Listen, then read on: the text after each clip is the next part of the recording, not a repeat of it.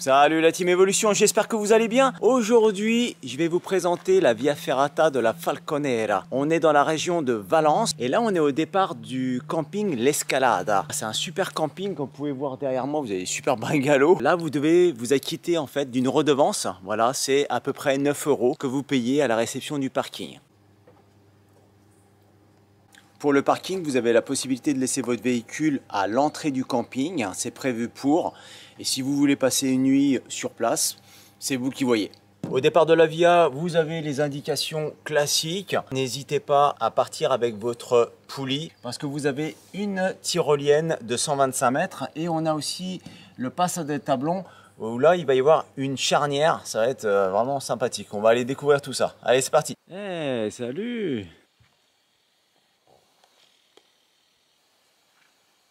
On est au départ du premier tronçon, donc c'est un tronçon qui est PD, c'est plutôt un tronçon familial de mise en chauffe. Donc lorsque vous arrivez au bout du sentier, vous allez taper sur la paroi là et vous prenez main gauche. Vous ne trompez pas, sinon vous allez faire le chemin de retour sentier, c'est un peu longuet. Donc main gauche et puis là vous avez le départ de la Via. Allez, c'est parti!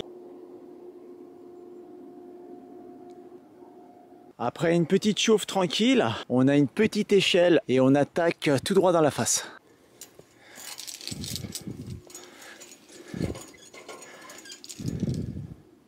Alors la Via est vraiment bien équipée. On a même une petite chaîne pour les petits. Puis il y a des barreaux à souhait pour les pieds. Vraiment pour le côté familial, c'est parfait là. Après cette petite portion verticale, on arrive directement sur un pont népalais d'une quinzaine de mètres. Et ensuite derrière, quelques passages de poutres, on devine. Donc on a les câbles qui sont scellés. Il faut savoir que sur la dernière Via Ferrata en Espagne que j'ai filmé, la Mulatica, enfin c'était pas un scellement, c'était plutôt des goujons à expansion. Donc là un petit passage tranquille. On est bien. En plus on a une belle vue sur la vallée. Avec le camping qui se trouve juste là, voilà, juste au centre de l'écran. C'est vraiment top. Donc je me suis trompé, là on est au Passo del Tablón. Donc en fait c'est un passage de poutre. La poutre fait à peu près 10 cm de large.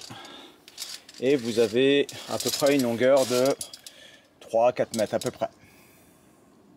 Juste après la petite poutre, vous avez un petit échappatoire juste ici sur main gauche. Si vous voulez pas faire la tyrolienne de 125 mètres. Je vous emmène sur la tyrolienne de 125 mètres, c'est parti. Allez, c'est parti pour la tyrolienne de 125 mètres. Donc là, j'ai positionné ma track guide et on va rejoindre l'autre côté. Allez, c'est parti.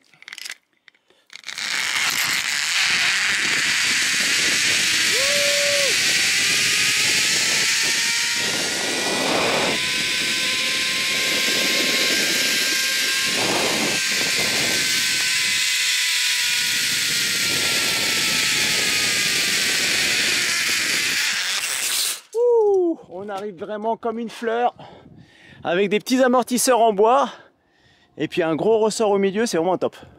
Là ici on a l'arrivée de la tyrolienne et si jamais vous vouliez pas faire la tyrolienne, il y avait l'échappatoire qui fait tout le tour et là on a l'arrivée de l'échappatoire.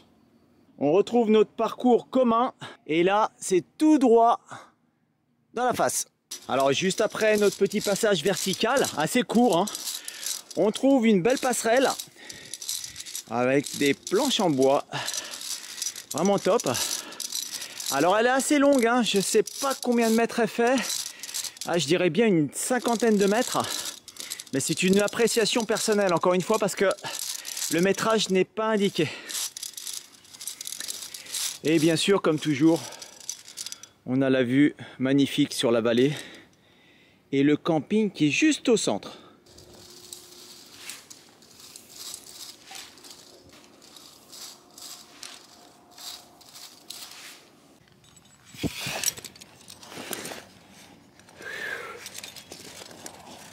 Bon, à une main, c'est pas évident, mais il y a un passage qui est vraiment magnifique ici. Et ensuite, on arrive sur un petit pont de singe, pas un pont suspendu, pardon, pont népalais.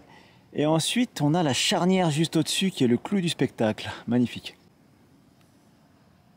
Je fais juste une petite pause ici parce que j'ai passé ce petit pas là juste devant, enfin juste derrière moi, où il manque 2 barreaux pour les pieds. C'est vraiment très intéressant. Je pense que la difficulté, c'est pas PD, hein. On est plutôt sur une difficulté D, voire D+. Je pense qu'elle a été sous-cotée, à moins que la première partie familiale, c'était vraiment juste le début, quoi. Voilà. Donc à vérifier. Mais je la classerais plutôt D, voire D+, hein, pour l'instant. Allez, on continue. Là, juste à côté de moi, c'est parti pour le pont népalais. Et ensuite, juste au-dessus, on a la charnière. On vient d'arriver à la charnière. Juste en dessous, on a ici le pont népalais, qui est juste là. Enfin, c'est plutôt un pont de singe, hein.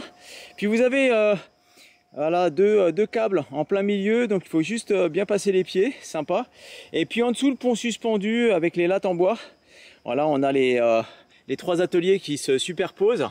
Et là, la charnière, c'est vraiment le clou du spectacle parce que, vous voyez, c'est une espèce de potence, une charnière, hein, comme une charnière de porte. C'est exactement ce mouvement-là. Donc là, vous avez une corde ici à disposition. Je vais tirer, voilà, pour emmener la charnière vers moi. J'essaye de faire ça au mieux à une main.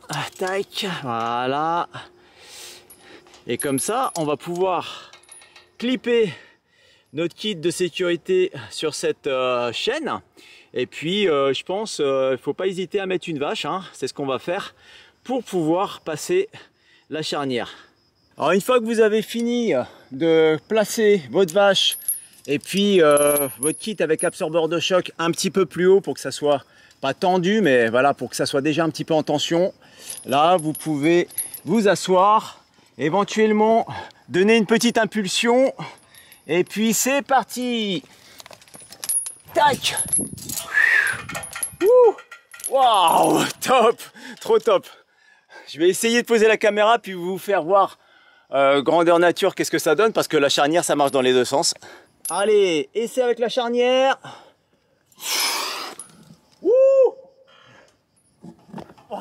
Petite sensation vraiment très sympathique. Allez, on revient.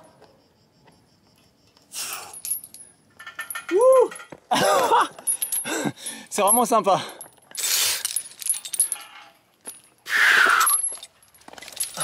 Alors une fois que vous avez effectué la charnière, on remonte par cette petite tour, vraiment très très simple, une dizaine de mètres. On se retrouve sur cette plateforme et ensuite on va prendre la direction du sommet. C'est parti.